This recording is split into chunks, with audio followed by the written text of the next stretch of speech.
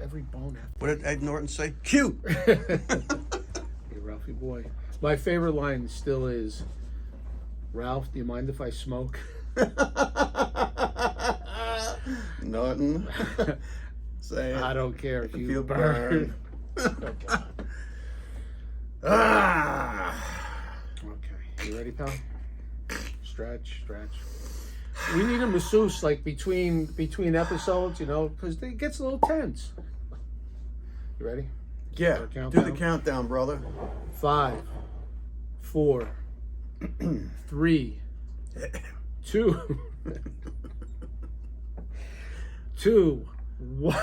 1. Welcome back, friends. Welcome back to the Jersey Alchemist. And I'm your host, Dr. John Gerard Gallucci. You kill me with that name every time. I can't stop. Just say Dr. John Gerard Gallucci. I can't. I mean, you're up, you're down. It sticks in my throat. Well, I mean, I never knew how to eloquently and fluently say my own name, especially when you stick the middle name in there. But that's how that's what it is. Well, especially Italian. I mean, you have to me, Italian names, of course, we're biased. We're Italian, 100%. But Italian names, they are like music. That sounds musical when you say it. Say it one more.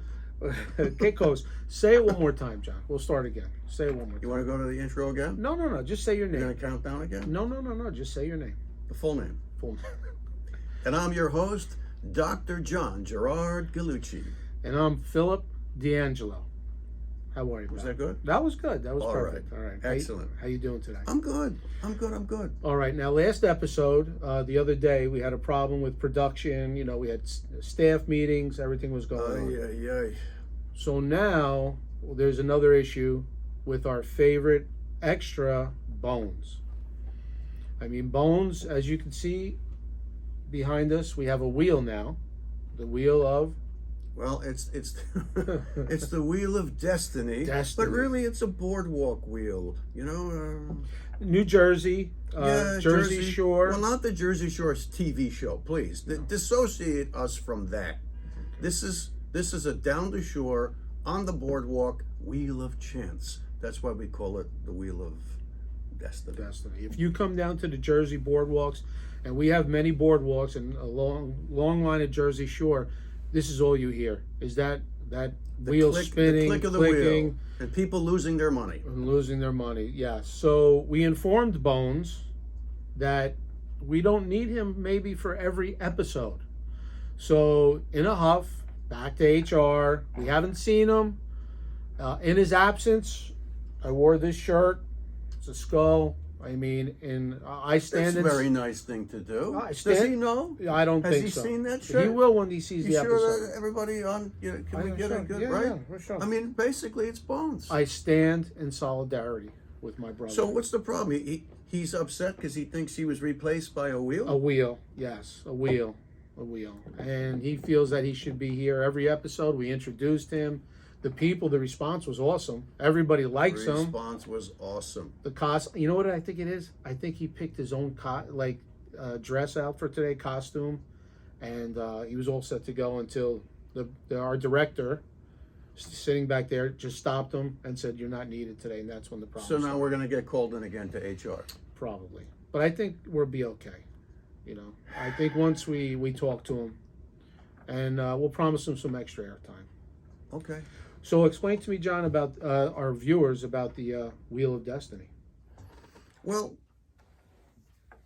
not only does it fit in, or actually kind of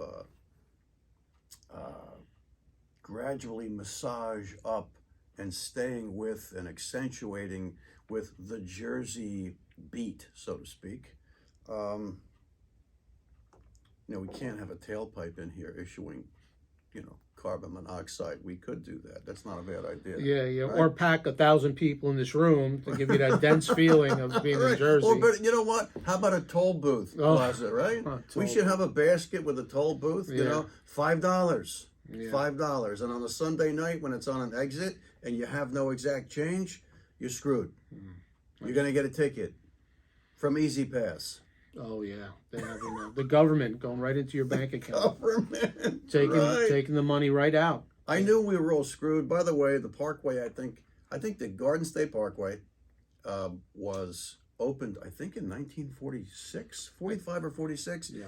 And they put the tolls up, and they told us a pack of bullshit lies. You know, just like, well, we're going to lock down to mitigate, you know, the hospital healthcare crisis. And the tolls were only up on the Parkway to cover the costs. Wow. That was a crock of shit. And I knew, and that was like 1946, I knew that we were in big ass trouble and Big Brother surveillance was coming down on us, because it was about 10 or 12 years ago. I saw all over the state high-tech workers laying down fiber optic cable all over the highways, from toll plaza to toll plaza to toll plaza. And I was like, ay, ay, ay, ay, ay. Okay, lying sacks of shit in Trenton. Not only that, John, think about all the jobs that were lost. The toll booth, people that, you know, nobody had exact change. You know, you always had a dollar, Right. you had to get change.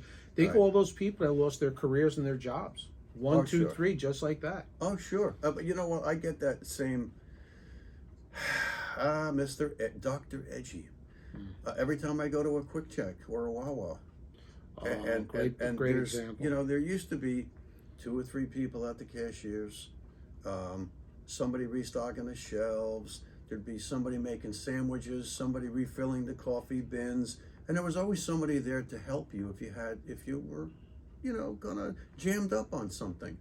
Once I saw those scanners coming in, I said, well, goodbye, Susie. Yeah. There goes the workforce potential for many people across this country. And surer than shit, just this morning I was at a Wawa, and there was no one there to help at the register. There was one person in the back refilling the coffee, and if there was a second person, I don't know where they were. So that Wawa was being manned by one person. One person. Wow. How about supermarkets? Now, Same thing. Now you Same have to. thing. Now we have to work. We have to check ourselves Yeah. out. I mean, Right. like, we're not spending enough money in the supermarket, Right. especially nowadays.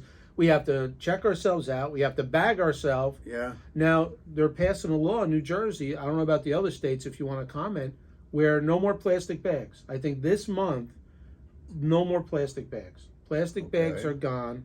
All And, which is okay, because we're switching to paper. Right. You know, I get it. I'm okay with paper. But I think a following law, certain stores aren't allowed to put out paper bags either. Well, about a year and a half ago, maybe 2 years ago, I can't remember, because the Whole Foods by us is relatively new. Maybe it's been there for 3 years. They were no longer issuing paper bags, and they were trying to get you to buy one of their Whole Foods, you know, forever bags, the non-disposable bags. And something happened. There must have been a backlash or something, but they right away they reversed that within a month or 2 or 3. So if you go to Whole Foods, they still bag in paper bags. It's okay. Now, there's Morris County was one of the first counties to implement that plastic bag ban, certain convenience stores.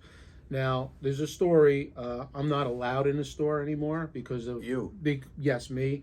It's Big Phil is not allowed. It's not the only place I'm not allowed in, but this store, I'm going to tell you exactly what happened. And so, typical Jersey morning, right? Wait a minute. What? He probably walked in with his brass knuckles on. No brass knuckles. That's illegal. But so I walk in the store, and now I'm on the road all day with Right. work. So I have 2 big bottles of water, 2 bananas. I have a hot coffee, a yogurt. I mean, a multitude of items. So I go to the counter and I pay for them. You know, and you go to these convenience stores. They're not the cheapest, but they're convenient. Well, there you Hence go. the name. Right. So as I pay, I'm waiting, you know, okay, I'd like a bag, please. No, we're not allowed to give out bags because this county, Morris County, New Jersey, which I love, is we can't hand out plastic bags. Well, I need something. I've got 19 items here, a hot coffee. I drink my coffee black.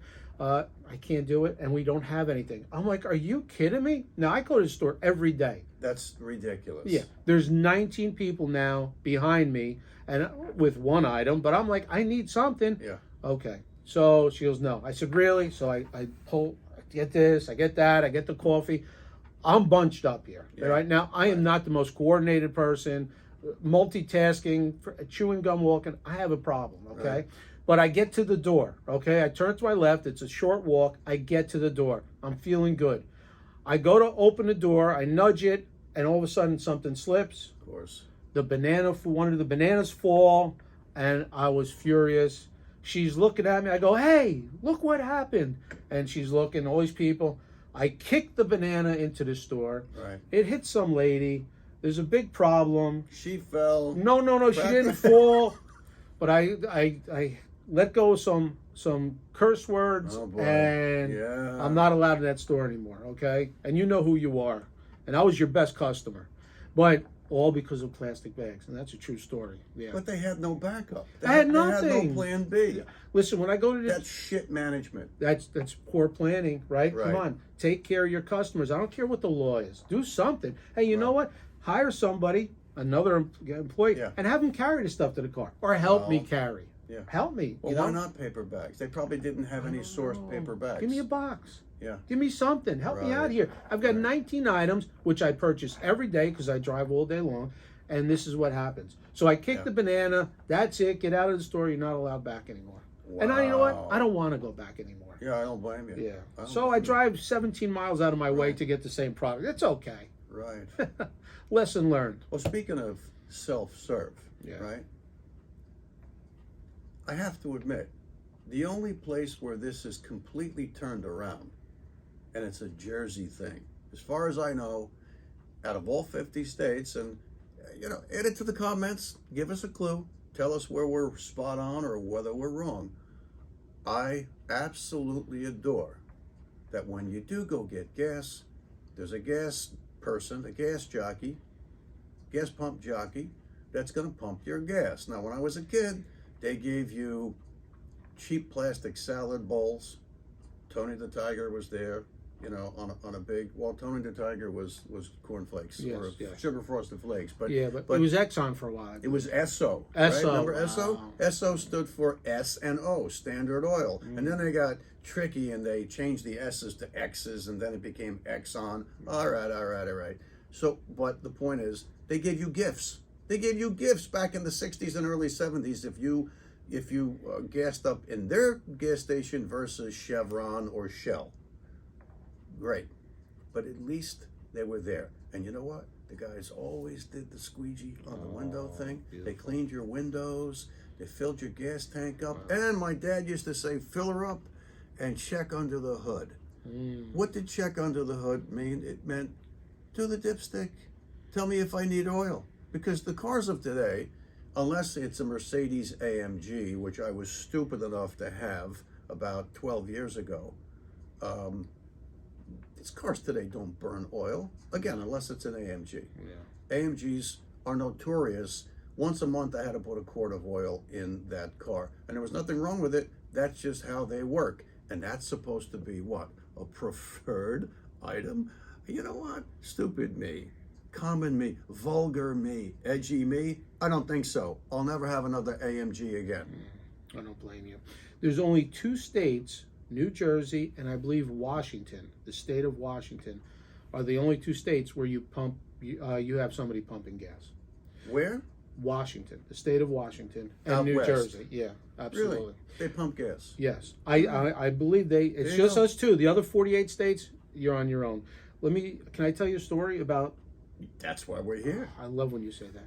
So, when I was married, young kids, we're driving to Florida to see my parents. Okay, I've never been out of the state. Okay, I'm working. I just never really traveled. I think Florida one time.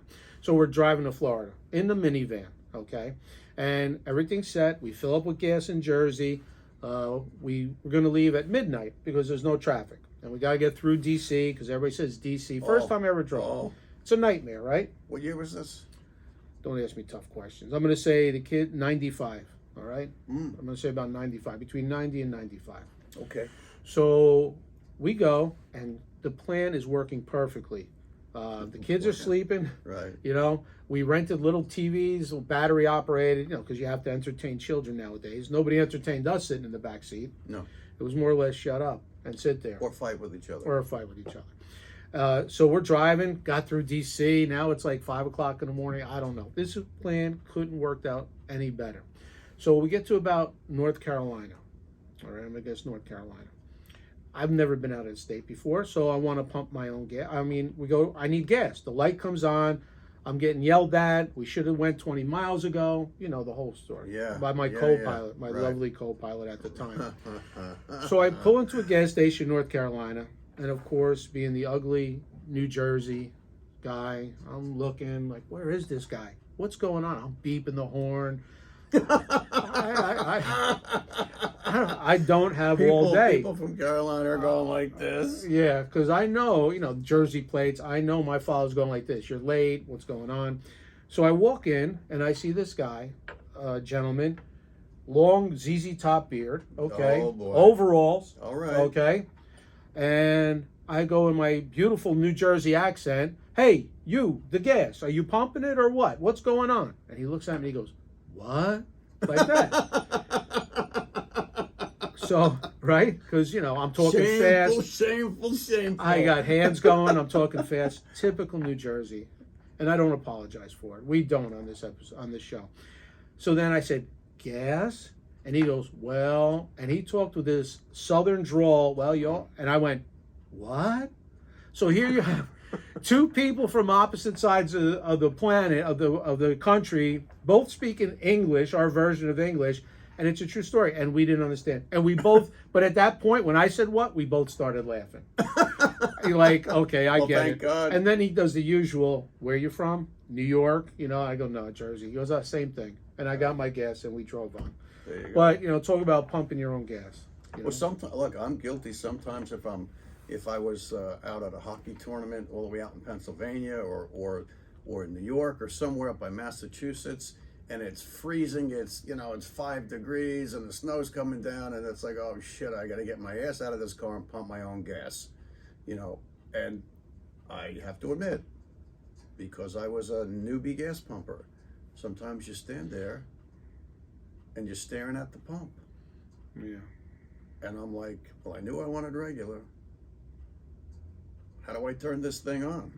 You know? Yeah. Do I pop, take the cap off the gas tank and stick the nozzle in, and do I pull the trigger now? Do I have to put my credit card? Do I have to go in and pay?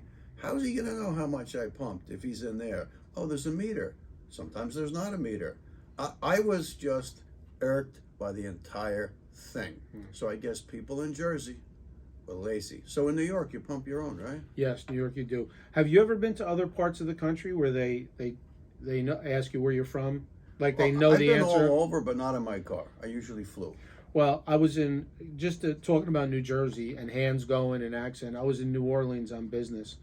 Well, a little bit of business and a lot of bit of fun. But we were in New Orleans, and I went to the CVS. And I step up to the counter, and I'm like, hey, how you doing today? What's going on?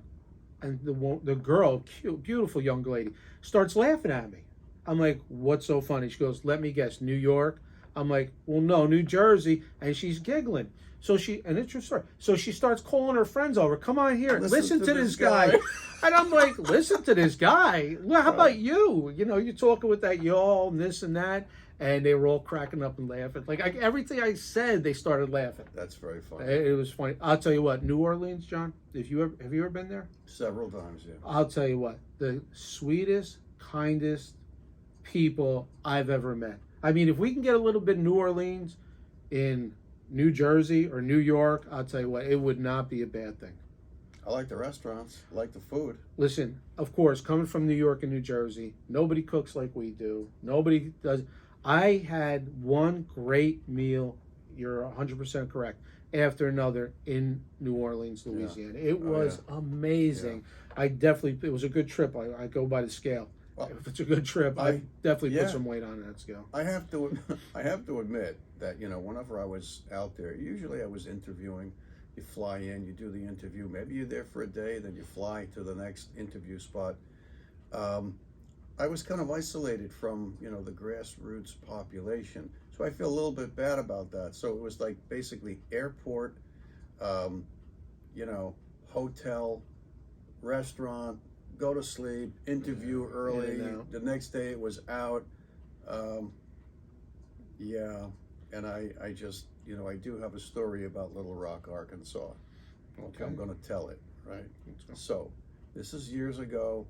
Maybe it's 1994. Okay. Because that was the year I did all my interviewing to get a pediatric surgery training spot. I did 38 flights. I did 25 interviews, which included, a lot of Canada and all over the United States. Wow. All the way out, California, the furthest north I was, oh shit, I wrote about it in my book. I won't tell that story now, that's crazy, but I went from Buffalo, where I interviewed, then I had to take a little mini car in January up the QEW, which is the Queen Elizabeth Way. At midnight, it was minus 21 with the wind whipping and the snow coming down, and my interview was the next day in Toronto. So, but that was fun. But Little Rock, Arkansas. I fly into Little Rock, and I have no idea that at that time, in 1994-ish, there was only one terminal, at the airport in, I would say, arguably the biggest city in the state, I think. Little Rock, isn't it the capital? I think so, right? Yeah. I know it's popular. Yeah. So I land, and I go over to this kiosk that had like all these illuminated signs for the different hotels, and it said, pick this phone up for whatever, for DoubleTree or something like. Pick it up, and it rings their desk, God knows how many miles away, and they said, okay, the van will be there in a second, just, go out to the sidewalk. And I said, but you know where I am? She goes, yeah, you're at the airport. I says, but you know what terminal I'm at? She goes, there's only one terminal. And I was like, oh, okay, great, right. So I walk outside. A couple of minutes later, here comes the van. And it's a guy with mutton chops, all the sideburns all the way down to here. And, okay. I didn't see a Confederate flag, but I'm sure it was somewhere. Ouch. And I get in the van, put my bag, take my carry-on, I sit down, and all of a sudden, I see him staring at me through the rear view mirror. And he's staring at me. Now, you have to understand, you see what I look like. I kind of look like a cross between Robert De Niro and Frankie Vincent.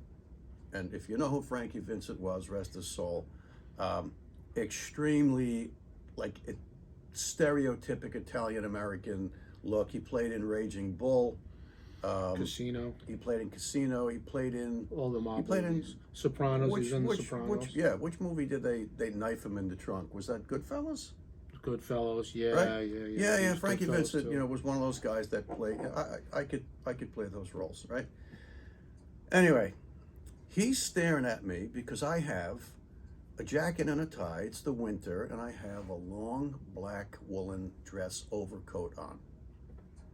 And he looks at me and he says, not a joke. I could have been anybody. He goes, hey boy, what you doing down these parts? And right away I knew I have no business being in Little Rock, Arkansas. And I looked at him and I wanted to say, I'm here on contract. I'm headed to your state house. But I didn't. I was just thinking that. Yeah. Just being a ball buster. Sure. Right? So he takes me to the hotel. And believe it or not, that night, I wasn't comfortable venturing outside that hotel. Didn't know what was going to befall me out there. So I went down to the bar. I ordered some dinner. And all of a sudden, the place fills up with about 30 people with rednecks, with mutton chops. They were. This is what they were, okay? And what comes on the TV? The movie My Cousin Vinny. Oh, no. Right, now I'm sitting You can't. I'm sitting all by myself at the only table where there's a soul sitting, and they're all at the bar. And these are like big, tough, scary looking guys that kind of reminds me of Uneasy Rider from Easy Rider. no, Uneasy Rider. Uneasy Rider. I don't know. Yeah. I don't remember. I was taking a trip out to LA, tooling along in my Chevrolet, I don't know that. toking on a number and digging on a radio. Charlie Daniels. Oh, okay. Right. Kicked old long hair and kicked old green teeth in the knees. Oh, Right. wow. Right. Look up Uneasy Rider. It was a big song back in the 70s, hysterical song. Anyway, I'm looking and I'd never seen My Cousin Vinny. Hadn't seen it yet. And I'm watching and Joe Pesci is making me piss my pants. I'm laughing my ass off. And all of a sudden, everybody in that bar turns around and stops. You could have heard a pin drop, and they're looking at me. And then they snap their heads back to the TV screen, and they're looking at My Cousin Vinny. And then they're looking back at me. And then they're looking at My Cousin Vinny. And then they're all chatting together. And I thought, Jesus Lord, I hope they love this movie, because they'll come over here and buy me a beer instead of stringing me up. That's my Little Rock, Arkansas story. Wow, that's pretty amazing. You know, you don't realize the differences. You figure, you know, we're all in this country, everybody's like us, and we all have a common bond, a goal, family. We just want to live peaceful lives. But when you venture out of your element, let me tell you, it's a real thing. Yeah. And you know what? I mean, it doesn't, like you said, I mean, you know, it doesn't really matter what nationality you are, what color your skin is. If you're just somewhere where they're not used to seeing you and you're not used to being there, it's intimidating. There's no doubt about it. It is. And it was way worse, like, pre-us. Yeah. When my mom and dad were young, you know, back in the 50s, you know, the 40s and 50s. Absolutely. You know, it was like you were, you know, if you drove from New York and New Jersey to Florida, you really better have your head about you. And my father drove to Miami on his honeymoon with my mom, and I think that was 1952 or 3. Wow. And my father was like 6'3.5", 250, broken nose many times. He looked like a professional. He looked like a prize fighter, a heavyweight champion, right? And all along the way, people thought he was a prize fighter named Joey Maxim, who it was before my time. I should look him up. I don't. But that's what he got all the way from Jersey all the way down to Florida. Hey, Joey Maxim. Hey, champ. Hey, sign my this, sign my that. My father says, I'm not Joey Maxim. And they got mad at him because they thought he was Joey Maxim and he was just being a jerk to the fan. Wow. Right. What do you want to do a little demo on Well, the wheel? let's talk about the wheel. So the Wheel of Destiny, John, maybe you can explain it better. I see a lot of colors. I see words. Yeah. What's on there? Different topics? Yeah, there's slip-in topics. Now, I had to make each of those by hand, and we have like another 120 or so topics that we could slip in and out.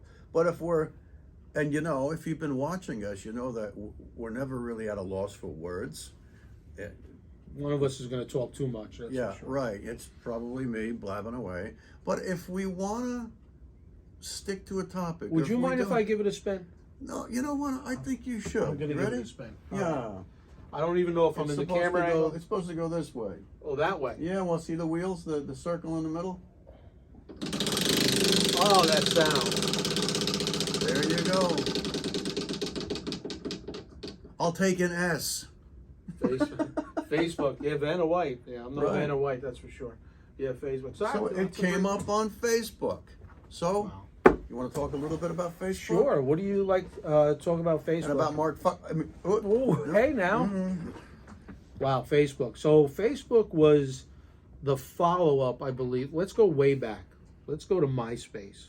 Remember MySpace? Yeah, but I was never on MySpace. Neither was I, but it was the first community gathering, I think, on the internet that I can recall. Maybe there was another one. You know, at my age, I was kind of just missing all this stuff. So MySpace. And after MySpace, which I think Facebook took it right off the map. I mean, Facebook. I'm not surprised. Yeah, Facebook is great. Everybody's on there. Do you remember the story about how Facebook was incepted? Because it was a bullshit story. No. Lied to again. Well, all we knew, we had an au pair when my kids were small, and she was from the area around Budapest. And when she left, she became a beloved family member over that year. And she left and she went back, which is the bad part about using au pairs, because if you grow to like them or love them, then they go away. Anyway, she in her heavy Hungarian accent, John, you must get on Facebook. You don't know what you're missing. Okay, all right, Facebook. I don't want to be on Facebook. Her name was Esther. Esther, if you're watching, we love you. But it took me quite a while to get on Facebook. I just didn't feel like I wanted to expose everything about my life to the internet.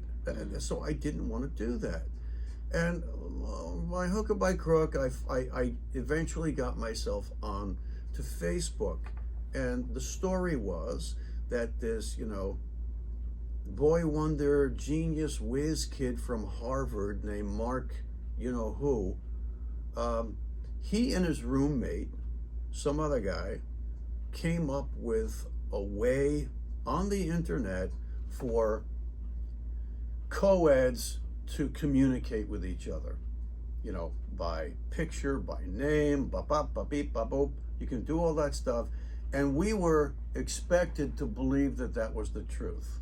Well, of course, if you research it now and you really dig deep and you peel the layers of the onion,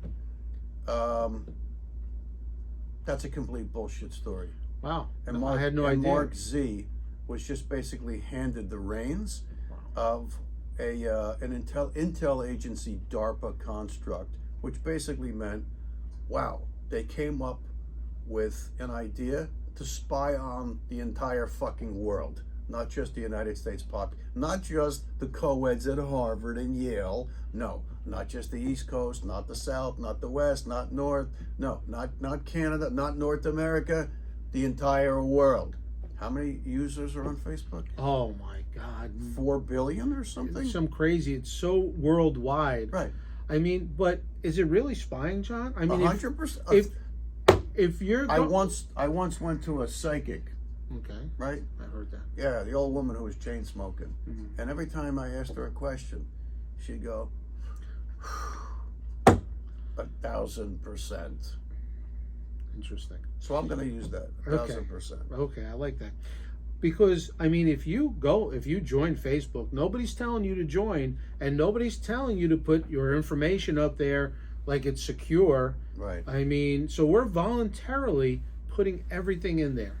I mean, what they do with our information afterwards, I think, is wrong. Yeah. They're selling it, Right. all this information that you have, your location. And it's definitely they do keep track. Everybody says, oh, they can hear us talking. They can. And they know just how to divide. And when they divide, they conquer. So if you'll notice on Facebook, some of the more subtle ways that they divide and collate us are ways in which we can't quite fathom because they have AI algorithms. But some of the ways that are more obvious that most people don't care about, but still, right? The way they spy on us is also the way that a Tesla spies on you. Uh-oh, all the Tesla users are gonna go, oh, well, what do you mean? Apparently, every time you get in your Tesla, there's a feedback to a central computer hub. And that feedback is being collated to a massive data bank. And what is it going to culminate in? Electric vehicles that we don't own, and therefore it's going to have all the information it needs to take us everywhere that we've driven for hundreds of millions of people day in and day out. So it's not just a matter of, oh, wow, look at the big computer screen in my Tesla. Oh, it's so quiet. It's as quiet as a golf cart, which, by the way, I think is dangerous because You can get your ass run over by a Tesla if you don't know what's coming up behind you. But everything you do in your Tesla is being fed back to a mainframe, and it's eventually going to be used, you might say, for us, but it's for us really against us. I'm just telling you. So how many times have you seen a post, shit like, can you name a fish that doesn't have an A in its name? And you're thinking, what bullshit is this? Yeah. How about goldfish?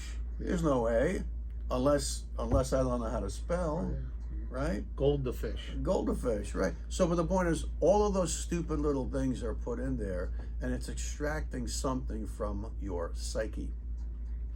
Wow. Because I know when you look something up on the internet, how about YouTube?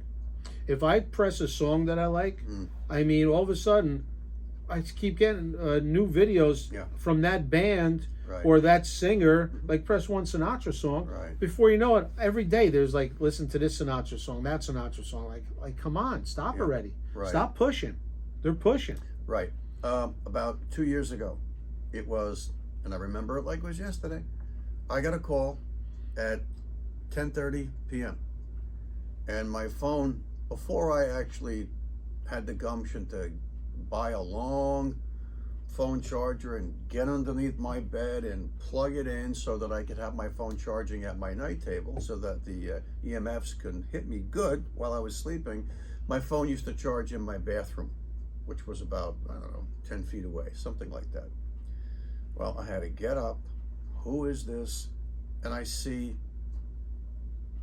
a number that looks like my old landlord's from Montreal. I answer the phone, and I had an entire conversation with their son. And he was calling to let me know his dad had passed away. I was so upset with myself because for months preceding that moment, I kept telling myself, stop what you're doing. Don't get lazy. Call them up. Call them to say hi. Tell them that you love them, because you do. They were like family 420 miles away. So that was that. The next day, my email and YouTube and Facebook was full of ads for Canadian flags, fly to Canada, hotels to stay at in Canada. You know what? They may say, oh, that's helping us. No, it's not. No, it's not. I'm tired of them queuing me up by something that they hear, by a phone call that came in. Something even more subtle than that just happened a couple of weeks ago. I just mentioned something to my girlfriend, and boom, the next day, everything is filled with ads for that. And I'm like, you fuckers. That's amazing. Yes. How about the new social platform, TikTok? I mean, that's supposed to be from the Chinese government, or it's Chinese. Yeah. We're not supposed to get on because they have all our information. I don't know. I don't know either. It's very easy to get hooked, especially if we can't sleep at night. You're up and you can't sleep. You're staring at the ceiling, and all of a sudden you grab your cell phone and you look at those video shorts that are in between posts on Facebook or on Instagram, and you're like, and they know how to hook you. Yeah. It's like you can't believe what happens in this encounter between a honey badger and a 500-pound lion. Oh my God, I better watch this. And it's only going to be a minute video. So you poke it, and it's a video that kind of catches your interest. Maybe the honey badger bites the lion on the nose and scuttles off, right? And now you see something else, and you go, oh my God, look at this truck. His truck's doing 80 miles an hour on a highway, and he's got a ladder sticking up off the top, and oh my God, he runs right into the overpass, and it overturns, and the humanities. And all of a sudden, it's an hour later, and you're fucking caught in this loop of watching UFC knockouts. It's Mike Tyson mowing people down, alligators ripping the heads off of wildebeest, but it's every night. So they're feeding into the whole issue of people not being able to go to sleep, because once that blue light of that screen, whether it's a PC, a laptop, you know, or what is that what are those little iPads or an iPhone tablets, or an Android? Yeah. You know, it's like it's already gotten its way into our dopamine centers, where it knows how to poke our little pleasure centers, beep, beep, beep, beep, beep, you know, and so ultimately it's making our lives interesting, but it's basically making the walls higher, I think, in the prison that we presently live. I mean, are we being hypocrites, John? I know our podcast is on every social media platform. I know a lot of businesses. Yeah. They're all on all the platforms. You know, it's actually free advertising. You know, so we're always talking about the downside of it, but there is a positive side too. You know, that we can. There is, and I think, you know, I think a lot of people, most podcasters, okay. Look, you can be a Joe Rogan hater. God bless, but I love Joe Rogan. And Joe Rogan, when he first started, he said to his friends that were, you know, comedians, they said, Joe, yeah, you know, yeah, great, nice, but like 2 hours, 3 hours, come on, nobody wants to hear anybody say anything for 3 hours. And Rogan said, you're wrong. I'm going to leave it like this. And it immediately, the long form, you know, a discussion and podcast, it sucked people in. Now, Joe Rogan had the privilege of already being a celebrity. You know, he was a stand-up comic. He did Fear Factor. So he could draw in people immediately that people said, hey, look, he's interviewing Mike Tyson. What's Mike Tyson got to say about Joe Rogan? Oh, he's got Conor McGregor. He's got this one. He's got that one. He's got Jordan Peterson. He's got Paul Stamets, the Mushroom Man. Oh my God, right? So it's difficult for startup podcasters to pull in celebrities, but Joe Rogan nailed it. I don't want to say he broke the mold. He basically was the mold. And I think people generally have something to say, and they think it's generally important. Even the simple podcasters with a selfie stick, walking on a beach, or walking down a sidewalk, or in their van in a parking lot, you know, or on their couch, you know, combing out the hair that they just, you know, that's still wet from the shower. They've got something to say, because if they're saying nothing, well, guess what? It's not going to last long. Nobody's watching. We have something to say. Absolutely. Bones has something to say, but, you know, I think he got a little bit miffed, and he pushed the button on HR because he thinks he's replaced by a wheel. You know, he'll be back. He'll be back. Don't worry. You haven't even begun to experience Bones. Yeah. What I like about Joe Rogan, John, is, you know, he's got 11 million followers Well, apparently every episode, on average, 11 million people watch him. And what he'll tell you, and other people will tell you about you know, the reason why mainstream media, and especially the jerk-offs on CNN, don't like him, they want to see him fold, right? They're trying to cancel him on Spotify. What a joke. You know why? Because he's not making them into jackasses. They went to a costume store and they all bought jackass costumes, and they got into those costumes, and Joe Rogan is merely shining a spotlight on them. Why? Because they are jackasses. And you know something? When you're a guest on a network spot or cable news network, you're timed. You've got, like, first of all, the panel stacked against you, right?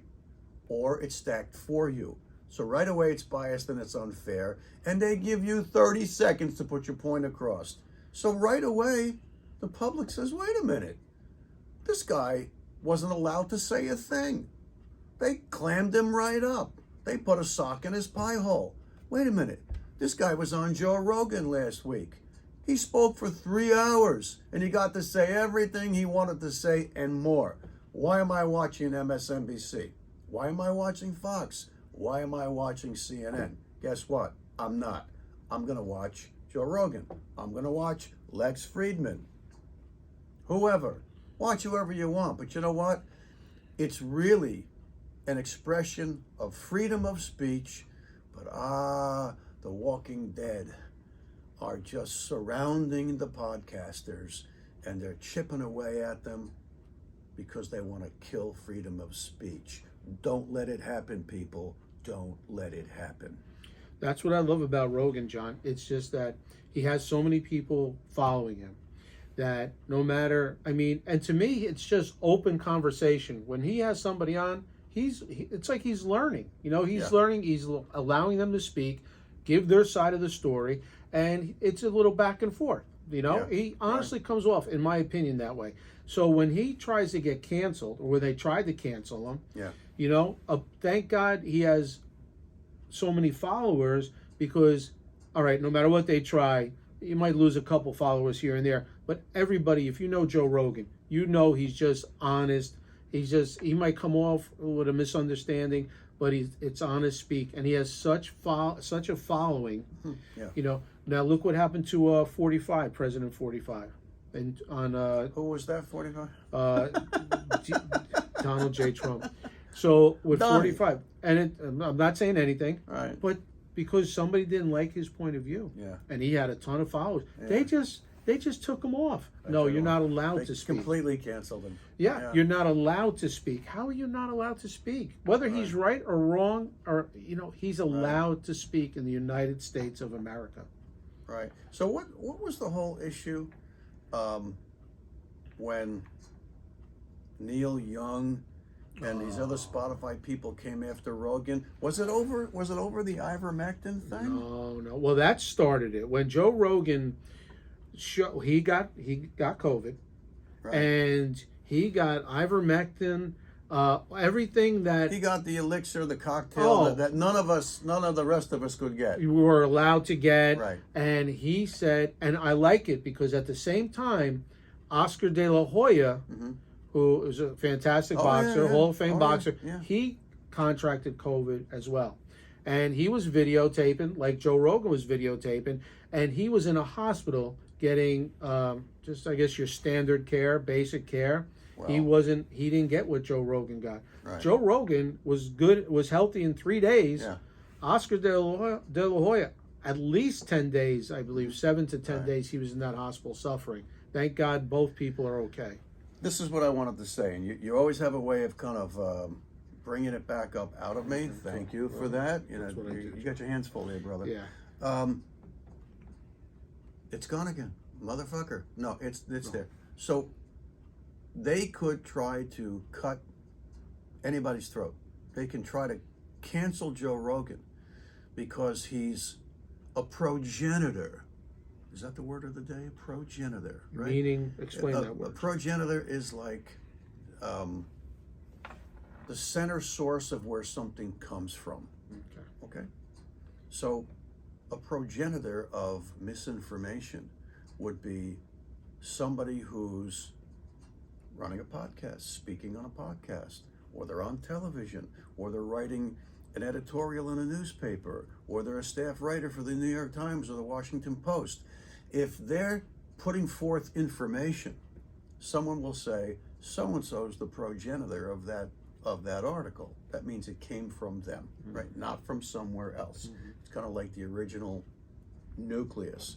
So that cancel culture gaggle of goons wants to cancel someone like Joe Rogan. They want to cancel Ben Shapiro. They want to cancel Brett Weinstein, whoever the speakers are. And they want to cancel them because they say they're full of shit. They're progenitors of misinformation. How dare Greta? They Greta them. How dare they? Right? Well, Joe Rogan might say something that he thought was the truth, and I'm sure I'll be guilty of that. But it turns out maybe it wasn't the truth. So if you help us out with the comments, I'll come back around. We'll step out and research and come back. And we'll fess up and say, I had it wrong. Absolutely. No ego here. I had it wrong. The capital of such and such was this. It wasn't that. Okay, gag me. Sorry, right? The difference is the podcasters almost always come back around and just say, you know what, hey, I can't be an expert in everything that is discussed in a 3-hour video, except the networks, cable or the television networks, the local TV networks, they lie to you intentionally. They twist and massage and rub and change the numbers and change the narrative. They are lying to you as a business plan. They're lying to you as an intentional construct. And that is the massive, massive, big reason why the mainstream media are all wearing jackass costumes and the general public knows it. It wasn't Joe Rogan that made a monkey out of you, you idiots. You all made monkeys out of yourself. And now you're crawling over each other and you're eating yourselves alive. That's a nice thought. It is. How about one of the oldest and most respected newspapers in the United States of America, the New York Post? Okay. The New York Post, it's journalistically, they seem above board to me. They've been around a long time, great circulation still, which in this world of internet is pretty amazing that people actually buy a newspaper. I love a newspaper. They came out with that story about the laptop from hell, Hunter Biden's laptop. And Joe Biden. The New York Post. The New York Post. That's considered, quote, a tabloid. Right? Well, like the Inquirer. No, New York Post is legitimate. Well, so is the Inquirer. Yeah, I guess so. I guess you could say that. Not as legitimate as could be. Not as spectacular with the headlines. All right. But they came out with that story. Miranda Devine is a world-renowned author. She wrote a book called The Laptop from Hell. Mm-hmm. And right before the election, it came out about, certain things that were on that, laptop. I'm not saying either way, for, pro, against. But the New York Post was blackballed from all social media. They took those stories down. Yeah. And they didn't allow people to read them. Right. In other words, I guess, John, people weren't allowed to make up their own minds. We needed somebody to make up our minds for us. And you're right. And now you're kind of ringing a bell. I kind of forgot about it because we did spin the wheel of destiny, and it did come up Facebook. Mm-hmm. And one of the big problems that is in store for Mr. MZ is that he and Facebook are now being fingered for playing a big role in throwing the 2020 election. Oh, very big role. Right? And look, I'm not an attorney. I don't know if it's true. All I know is that issue is alive. It's out there. Right. And apparently he, through Facebook, ponied up somewhere close to $500 million in support of one faction over the other in the election, and apparently they were fudging algorithms, kind of like a certain search engine that begins with a G, where they'll suppress you if you search something that they don't want you to know about. It's way, way, way, way, way down. It never comes up. It's like I don't know, number 24,000. Right, and the stuff that they're promoting is the 1, 2, 3, 4, 5. Right, so it's a problem. It's a big problem. It's you know what? Back in the day, AT&T was too big, and the government broke them up. Absolutely. Right. How is it that Facebook isn't too big? It's worldwide, and there's billions and billions of users. I don't know. That's potentially a problem. John, there's an old saying: follow the money. And if you follow the money, there's people that donate to politicians and governments, and it kind of gets their way, gets their sway.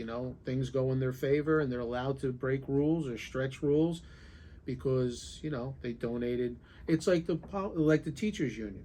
Okay, now the teachers union, we all love teachers, right? Teachers union donates to a certain political candidate. All right? I bet they do. All right, it's a known fact. They do, whoever it may be. And once that candidate gets elected, thanks to the hundreds of millions of dollars in donations, that now they have to negotiate a contract. So how is that politician who got elected, fair and square, supposed to negotiate with somebody who really financed this campaign. Right. I mean, it's just a vicious circle. Right. I mean, talk about loopholes. I've never seen more loopholes looped, if that's the right Well, phrase. how about the revolving door system? What's more of an abomination than that? Janet Yellen, isn't she the one that was the head of the Fed? And now she's... What is she doing? She's somewhere. She's a cabinet member or something? Or she's... Yeah. Well, I know this administration, like I said, I'm not saying anything. This administration has a lot of people that were in Obama's administration. Yeah. You know, and it seems like they're recycled, and you know that goes for both parties. You know, there's people that just been in Washington. You know, Trump made too long. Bill Barr as Attorney General, right? Yeah. I mean, Bill Barr's been in Washington for 30 some odd years. I mean, he's long time. Yeah, Right. he knows the ins, the outs. So, you know, what's the best way to do it? I'm big on term limits, term limitations. But can you term limit a non-elected job? I mean, all those jobs people have, they weren't elected, they're appointed. Yeah. I mean, can those people stay there? Because, I mean, it seems like they just want to keep things going. I think that was the big problem with 45 is he kind of put the brakes on a lot of stuff. He did. You know, whether it's good or bad, or you agree or didn't agree, it doesn't matter. He overturned the Apple Cart. Yeah. And he let everybody know he was doing it. Yeah. When's the last time a non-politician, has that ever happened? A non-politician won the United States presidency? That he wasn't a governor.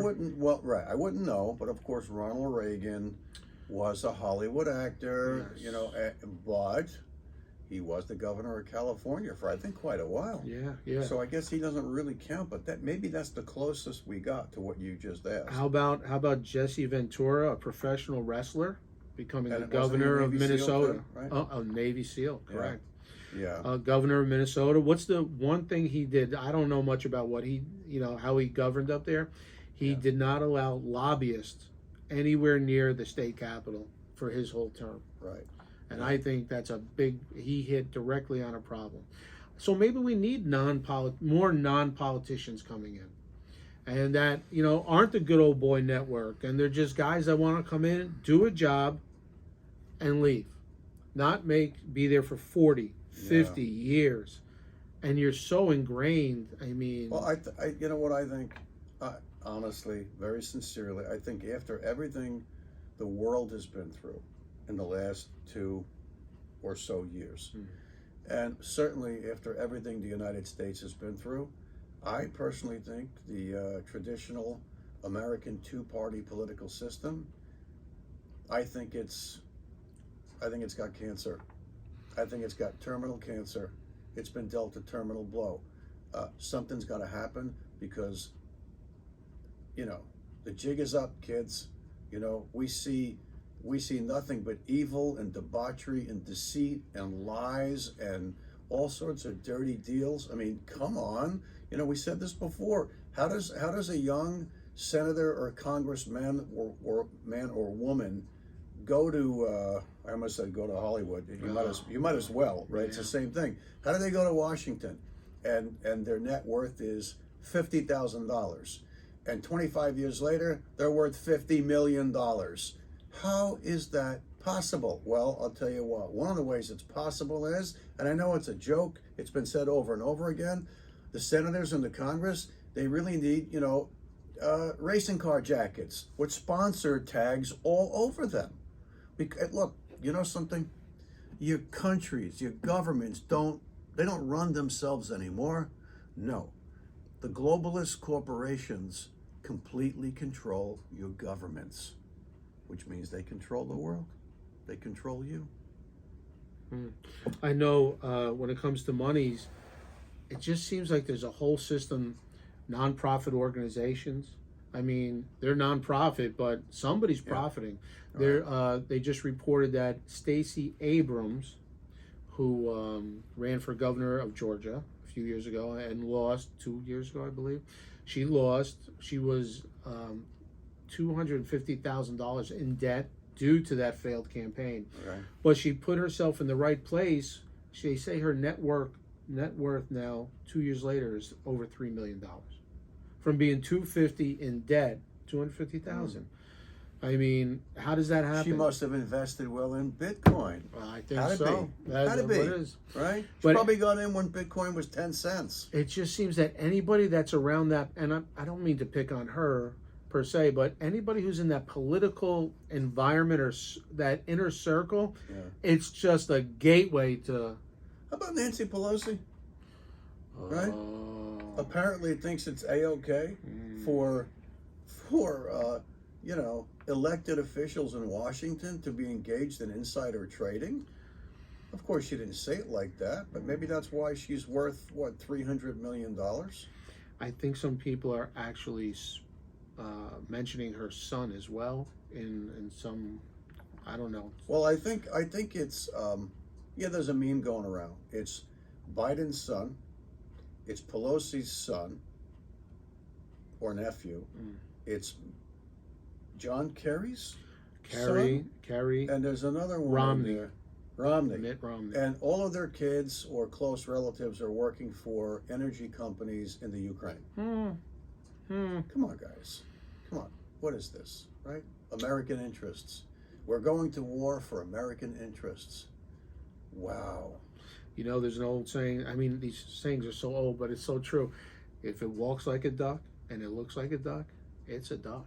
Yeah. You know, so right. if you have that, if that first feeling comes to you, like, hey, wait a minute, that doesn't look right, that doesn't feel right, chances are it's not right. Right. There's some shenanigans going on somewhere at our expense.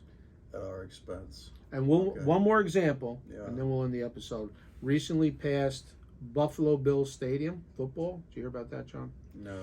Okay, so there's an $850 million rebuild, a new stadium. $850 million? Of taxpayer money. So $1 billion.